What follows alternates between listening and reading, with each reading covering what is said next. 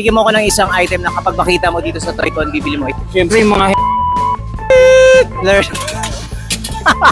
Yo, what's up sa inyong lahat? Nandito tayo ngayon sa Toy-Con.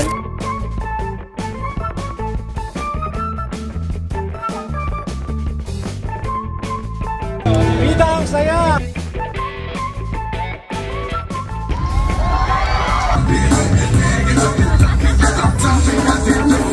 What we're gonna do is gonna ask some people kung ano ang wishlist nila doon, na kumbaga pag nakita nila dito sa Toy-Con, automatic bibili nila. We're gonna ask a couple of people, and ito may ungas dito, may ungas.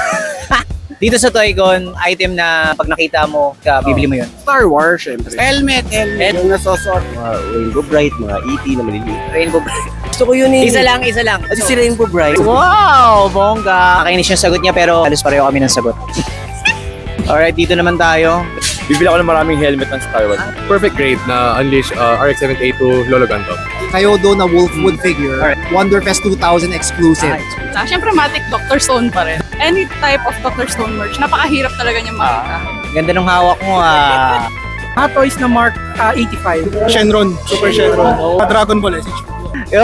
Ikot pa tayo rito. X-Men villains. There we go. Oh my goodness! Ayun, nalikit na namin yung display. Oh, Controversial na Jolly Tech. nako po. The LC from The World God Only Knows. Yung Mondo Toys na Jubilee. Pada sa Lord of the Rings. Ay, 1:1, malamang. Yes, one is to one. SHF na Kaiju number 8. Bago yun, and although hindi siya masyadong mahal, pero siya yung mainit na SHF ngayon. Yung SHF na group, walang ganun. Millennium Falcon yung Legacy Edition. Yung BMF na tinatawag na, yung Big Millennium Falcon. Yung buong Final Fantasy 7 line ng Treyarch Sky.